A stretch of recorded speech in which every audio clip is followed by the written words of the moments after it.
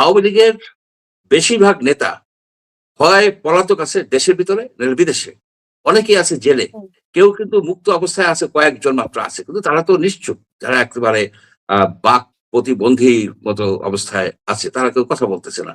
সুতরাং এই যে একটা আসতে হইলে যে একটা নেতৃত্ব দিতে হবে, এবং দিলে কি হবে, উনি আসলেন, আসার পর ওনার অনেক মামলা 600-এর উপরে মামলা আছে, প্রায় 400-500 আছে, হত্যা মামলা, চার্জশিট হয়ে গেছে, আপনার রায়ও হয়ে উনি গেছে। বলতেছে উনি এগুলো ফেস করবে, বা উনি না, যে এনশিওর করছেন যে ওনার নেতা কর্মীদেরকে নিয়ে উনি আসবেন যারা পালিয়ে গেছে, মামলা ফেস তো করবেন। ওনার নেতা কর্মীদের নিয়ে উনি একসাথে আসবেন, ঠিক আছে, ভালো কথা। তো ওনার নেতা কর্মীতে একজনও তো আসে নাই বাংলাদেশে, ওনার নেতা কর্মীতে একজনও আসে নাই। ওনারা বললো যে 23শে জুন আওয়ামী লীগের প্রতিষ্ঠা বার্ষিকী, প্রতিষ্ঠা বার্ষিকী। সেই দিন ওনারা একটা মানে একটা শোডাউন বা একটা মিছিল টিছিল করবে, মিটিং করবে বা যা কিছু হোক, কিন্তু কিছুই তো হয় নাই, নাথিং। যেখানে বুঝতে হবে যে ডিক্টেটরের পতন হইলে ডিক্টেটররা আর আসতে পারে না। এইটার বিরল ব্যতিক্রম শেখ হাসিনা যে হবেন তার আমি কোনো কারণ দেখি না। তবে উনি যে আসতে চান, উনার যে আসার এই ইচ্ছার মধ্যে যেন কপটতা নাই, এটা আমি বিশ্বাস করি না যে উনার কপটতা নাই। যে উনি আসতে চাইবেন, উনি কেন? উনার সাথে সবাই আসতে চাইবেন। কিন্তু আসতে পারবেন কিনা, সেই বাস্তব পরিস্থিতি কি বিরাজমান এখন আছে কিনা, ভবিষ্যতেই বা হবে কিনা, সেটা আমি কিন্তু দেখি না। সেইজন্য আমি মানে এটা এটা যতই ওনার কঠিন আশাটা আসলে শোনাক। কিসের উপর ডিপেন্ড করে? যেমন একবার আমরা তারেক রহমান আসবে কি আসবে না সেটা উনি বলেছেন যে উনি ওনার একা সিদ্ধান্তের উপর ডিপেন্ড না, মানে নির্ভর করে না। ঠিক তেমনি শেখ হাসিনা এখন যে দেশে আসবে তা শুধু তো শেখ হাসিনার উপর নির্ভর করছে না, এটা তো আরো অনেক কিছুর উপর, ভারতের উপর নির্ভর করছে, তারপরে আন্তর্জাতিক শক্তিগুলোর উপর নির্ভর করছে, যেহেতু আন্তর্জাতিক বলা হয় যে আন্তর্জাতিক শক্তিগুলোর প্রভাব ছিল মানে জুলাই আগস্ট হওয়ার পিছনে। তো সেখানে তারপরে আরো অনেক ব্যাপার স্যাপার আছে, সব মিলে তো ওনার আশা, উনি তারা একা বললেন আর চলে আসলেন সেরকম তো না। তারেক কিসের রহমান উপর নির্ভর করছেন বলে আপনি মনে করেন? আচ্ছা, তারেক রহমানের সাথে তুলনা করা হয়, তারেক রহমান রিলেটিভলি ইয়াং ছিলেন। এখনো সে রিলেটিভলি ইয়াং। সামনে তার বহু বছর ছিল রাজনীতি করার সুযোগ তার এখনো আছে বহু বছর। শেখ হাসিনা তো সেটা নাই, ১। ২ নম্বর আ আ বিষয় হচ্ছে যে আপনার যে অন্যান্য দেশ উনাকে কি কারণে উনাকে রিইনস্টল করবে? এটা তো কারণ থাকতে হবে। অন্যান্য দেশ যেটা যেমন অনেকে ইউরোপিয়ান ইউনিয়ন বলেন, আমেরিকা বলেন, এদের সাথে যে উনার যে বা চায়না বলেন, এরা যে জোরালোভাবে কোন দাবি করতেছে যে শেখ হাসিনাকে বন্দী করে করা হয়েছে কেন? এখান থেকে সরায় দেওয়া হয়েছে কেন? তার নেতা কেউ তো প্রতিবাদ করতেছে না। সুতরাং ইন্টারন্যাশনালি এটাও ঠিক যে ডিক্টেটরের পতন হলে ইন্টারন্যাশনাল যে অ্যালায়েন্স টা থাকে, সেই অ্যালায়েন্সটা মানে একটা এই নেটওয়ার্কের মতো থাকে। সেই নেটওয়ার্ক ভেঙে যায়। সেই নেটওয়ার্ক নাই। শুধুমাত্র ভারতের একটা ইন্টারেস্ট আছে। কারণ ভারতের ইন্টারেস্ট হলো যে উনার যারা সমর্থক এই আওয়ামী লীগার, তারা আবার ভারতেরও সমর্থক। এবং আমাদের এখানে যে মাইনরিটি আছে আপনার 8% 10%, তারা মূলত আওয়ামী লীগ করে। আওয়ামী লীগেরই, যেহেতু এটা আ সেকুলার একটা আওয়ামী লীগ করে। সুতরাং ভারতের ওই একটা ইন্টারেস্টও কিন্তু আছে। শুধু ভারতের ইন্টারেস্ট থাকলে তো হবে না। আর ভারত কি চাইবে যে এখানে যুদ্ধ করে শেখ হাসিনাকে বসায় দিয়ে গেলাম? এটা তো চাইবে না। তারা একটা চাপ সৃষ্টি করতে পারে। সেটা করতেছে। এবং হয়তো তার আ মামলা মোকদ্দমাকে উঠাই দিতে বলবে বা করতে বলবে, মানে প্রশমন করতে বলবে রায়। হয়তো মৃত্যুদণ্ড থেকে আজীবন। এই ধরনের কিছু, কিছু বিষয় হবে। কিন্তু বেসিক্যালি যে একটা ড্রাস্টিক পরিবর্তন হয়ে যাবে এই ৬ মাসের মধ্যে, ১ বছরের মধ্যে, সেটা প্রতীয়মান হচ্ছে না। যেটা হইতে পারত, যেটা হতে পারত সেটা হচ্ছে যে আওয়ামী লীগকে নতুন করে যদি পুনর্গঠন করা যায়, নতুন করে যদি আপনি পুনর্গঠন করেন, সেক্ষেত্রে আওয়ামী লীগ একটা রাজনৈতিক শক্তি হিসেবে দাঁড়াতে পারবে, এবং রাজনৈতিক শক্তি হলে আজ হোক আর কাল হোক তারা কিন্তু ক্ষমতায় আসতে পারবে। কারণ বাংলাদেশের ইতিহাসে এসব নজির আছে এবং থাকবে না কেন? যদি আর আওয়ামী লীগের তো যে ব্যান করা হচ্ছে, এটা একটা অন্যায় কাজ হচ্ছে। পার্টিকে ব্যান করা যায় না। পার্টিতে থাইকে যারা দুর্নীতি করছে, দুষ্কর্ম করছে, তাদেরকে আপনি ব্যান করেন, জেলে দেন। কিন্তু একটা পার্টি আ এখানে তো সবাই ভালো কাজ করত। তাহলে কি হইতো? এই লোকগুলোই তো। এই লোকগুলিকে আপনি পানিশমেন্ট দিবেন। তা না করে আপনি একটা পার্টিকে যখন দিচ্ছেন, ব্যান্ড করে দিতে চাচ্ছেন, আদালতের মাধ্যমে হোক, আপনার অ্যাডমিনিস্ট্রেটিভলি হোক, এটার ব্যাকফায়ার করবে। ব্যাকফায়ার করবে, এরা হয়তো জামাতের সাথে কেউ জয়েন করবে, কেউ এক্সট্রিমিজম এর দিকে যাবে, একটা অরাজকতা হবে। মানুষকে রাজনৈতিক প্রক্রিয়ার মধ্যে ইনক্লুড করতে হবে। তাদেরকে যদি ইনক্লুসিভ না হয়, সেই গণতন্ত্র টেকসই হয় না। এবং আরেকটা বিষয় হলো, যারা রাজনৈতিক পোস্টকে ইউটিলাইজ করে অনেক অন্যায় করছে, দুষ্কর্ম করছে, আপনার দুর্নীতি করছে, তাদেরকে তো আপনি পানিশমেন্ট দিচ্ছেন না। আপনি কতগুলি মামলা করছেন যে মামলাগুলির মেরিট নাই। আপনি ধরুন হুম, একটা একটা ছাত্র নিহত হয়েছে, তার জন্য আপনি হয়তো 1800 লোককে মামলা দিলেন। তো ঠিক না। হুম, কারণ 1800 লক্ষ মিলে তো তাকে মারে নাই।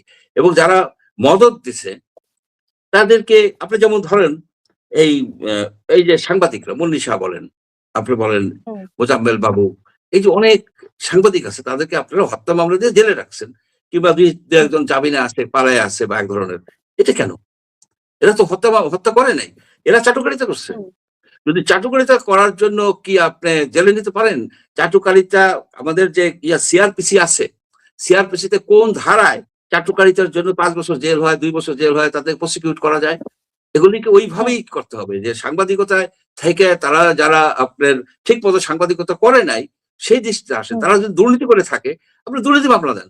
কিন্তু এরা হুম, হুম, হত্যা করছে, এই কথাগুলি বইলা অনেকগুলি সাংবাদিক তো এখন আপনি জেলে আছে। অনেক সাংবাদিক জেলে আছে। হুম। তাদেরকে আপনার হেনস্থা করা হচ্ছে। এটা আমি মনে করি কি এটা ঠিক না। আপনি যে অপরাধ করছে তাদেরকে সেই অপরাধের শাস্তি দেন। তারা ইভেন চাটুকারিতা করছে, ইভেন যে হুম, আজকে তো বলতেছে ইভেন আপনার ওই জি আচ্ছা বলেন। বলেন। হ্যাঁ, জি। আমি যেটা বলতে চাচ্ছি যে ইভেন যারা পালিয়ে গেছে তাদের যে মামলাগুলো বা যারা জেলে আছে তাদের যে মামলাগুলো বেশিরভাগই কিন্তু হত্যা মামলা, এবং শুধু একজন দুজন হত্যা না, কয়েকজনের হত্যা মামলা এরকম করে। আহ চৌধুরী আব্দুল্লাহ মামুন উনি রাজসাক্ষী দিয়েছেন। তো ওনার একা রাজসাক্ষীতেই কি সবার মানে যথেষ্ট প্রমাণ হওয়া? তো শেখ হাসিনার বিরুদ্ধে যেসব অনেকগুলো তো মামলা, তো সবগুলো কি মানে ধোপই টিকবে কিনা শেষ পর্যন্ত এই মামলাগুলো যেভাবে না, করা হয়েছে প্রথমত যে গণহারে? চৌধুরী যে যে প্রাক্তন আইজিপি কে যে করা হয়েছে, হুম, প্রাক্তন আইজিপি কে যে ৫ বছরের জেল দেওয়া হয়েছে রাজসাক্ষী হওয়ার, সেখানে তো অভিযোগ আসছে বড় ধরনের যে উনি অনেক টাকা দিয়ে উনি এই কাজটা করছেন। অর্থাৎ আপনার আর তা কিভাবে হয়? উনি যদি আইজিপি তো নিজেই দায়ী যে হত্যাকাণ্ডগুলি হয়েছে, যেটা প্রমাণিত হইল যে রাজসাক্ষী কখন হয়? রাজসাক্ষী তখন হুম, হয় হুম, যে এই আপনার যদি কোনো ক্লু না পাওয়া যায়, যখন ক্লু পাওয়া যায় না যে কোন রকম, তখন একজনকে জানি আমরা অপরাধ হয়েছে কিন্তু আপনি প্রমাণ করতে পারতেছেন না, তখন একজনকে আপনি রাজসাক্ষী বানান, রাইট? হুম, একজনকে তো তুমি জানো, তুমি বলো। তাই সেভাবে হয়েছে। তাহলে তার মামলাটা তো দুর্বল হয়ে গেছে। এখানে কাউকে করার জন্য, অভিযুক্ত করার জন্য, পানিশমেন্ট দেওয়ার জন্য আপনি যখন রাজসাক্ষীর দরকার হয়, তখন বোঝা যায় যে মামলাটা দুর্বল। আমি যদিও লয়ার না, কিন্তু আমি কমন সেন্স থেকেই বলি যে একজনকে আপনি মৃত্যুদণ্ড দিলেন, আর রাজসাক্ষী মানে কি? সে ওর সাথে পার্টিসিপেট করছে। তাকে আপনি ৫ বছরের জেল দিলেন। সেখানে তো অভিযোগ হুম, আছে যে এখানে ব্যাপক টাকা উনি দিছে। মানে ঘুষ হুম, হিসেবে দিছে। যারা এসবের সাথে জড়িত ছিল। সেজন্য আমি মনে করি কি, বিচার হওয়া উচিত একেবারে সঠিকভাবে, হুম, ন্যায্য বিচার হওয়া উচিত। যেমন ধরেন প্রভাস আমিন গত হুম, বছরের ২০২৪ সনের এই দিনে একটা প্রশ্ন করেছিলেন যে এটা চাকরি কারা পাবে? রাজাকাররা পাবে? তাদের নাতিপুতিরা পাবে? নাকি এই ধরনের প্রশ্ন করছিলেন। সেই হুম, প্রশ্ন হুম, থেকেই কিন্তু এই আন্দোলনটার রাজাকারের হয়েছে মতো। যে এ রা আ আ আমি কে? তুমি কে? রাজাকার? এই কোয়েশ্চেনটা আসছে কিন্তু। এবং একজনে হুম, প্রপোজ করছে আজকের এই দিনটাকে ঘোষণা করা হোক প্রভাস আমিন প্রশ্নোত্তর দিন। দিবস। আপনি দেখুন, যাকে হুম, আজকের দিনটাকে ঘোষণা করা হোক প্রভাস আমিন প্রশ্ন উত্তর দিন। This is the way you hmm, criticise. আপনি যেভাবেই হোক। হুম, এবং প্রভাস আমিনের যে প্রশ্নটা, তাকে আমি মনে করি যে সে প্রশ্নটা করে, সে সাংবাদিক হিসেবে প্রশ্ন তো করতেই পারে।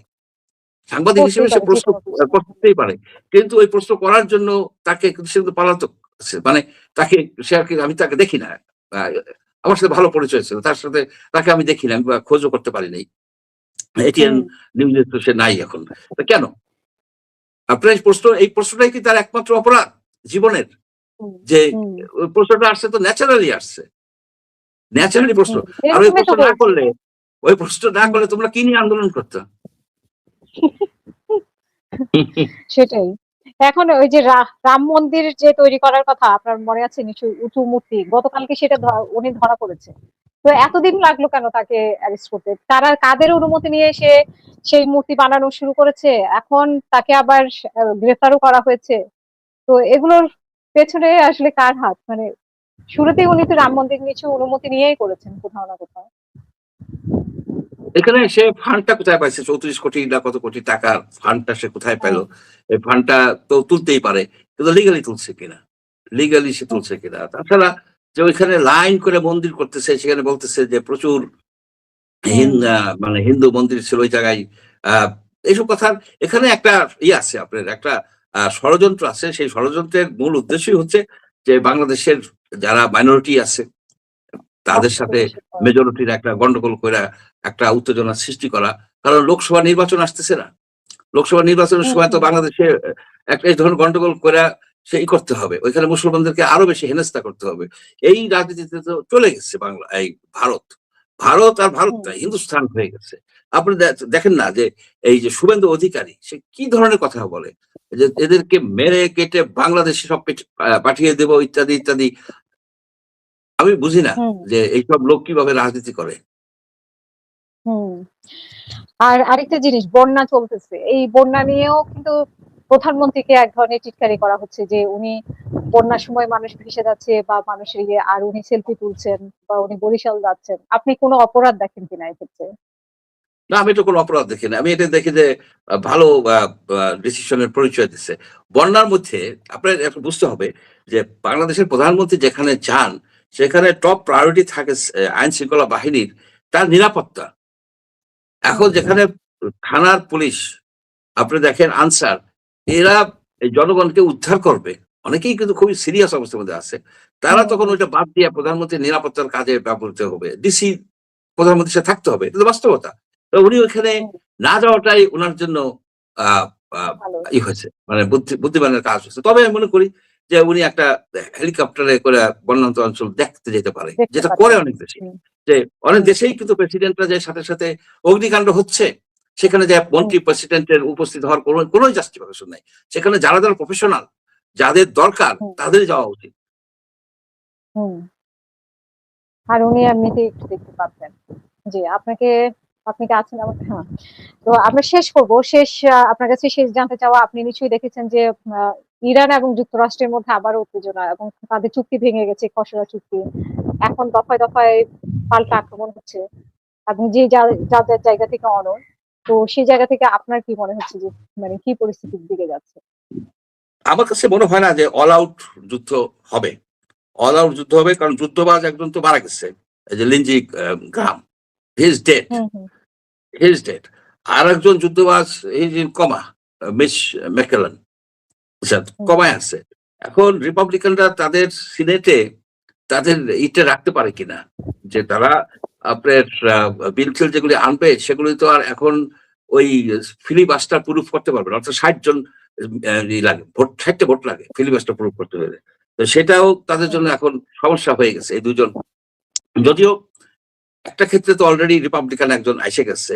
এই টেম্পোরারি নিয়োগ দেওয়া হয়েছে সাউথ ক্যারোলিনায়। এই লিন্ডজি হুম, গ্রাহামের বোনকে দেওয়া হয়েছে। সে একেবারে একটা নভিস। সে কোনদিন কোন অ্যা একটা সামান্য কোনো পোস্টে থাকে নাই। দিছে।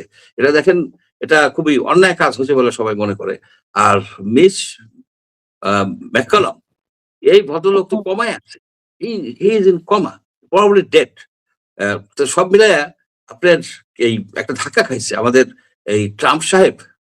ট্রাম্প হুম, সাহেব তো বেসিক্যালি একজন মানে আ লোক, যুদ্ধবাজ আ লোক। হুম, তো উনি একটা ধাক্কা খাইছে। উনি এটাকে চালায় যেতে পারবে না। তাছাড়া ইরানের সাথে যুদ্ধ করে তো ওরা পারতেছে না।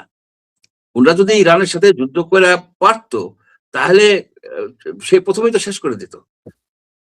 হুম, সেটাই। সুতরাং সেটা এই তো যে হয়। এখানে টুকটাক যুদ্ধ চলবে। এট দ্যা সেম টাইম কিন্তু টেকনিক্যাল লেভেলে আলোচনা চলতেছে। সেটা কিন্তু বন্ধ হয় নাই। যে কিভাবে হুম। এটাকে ইমপ্লিমেন্ট করা যাবে। আর ৬০ দিন এ এ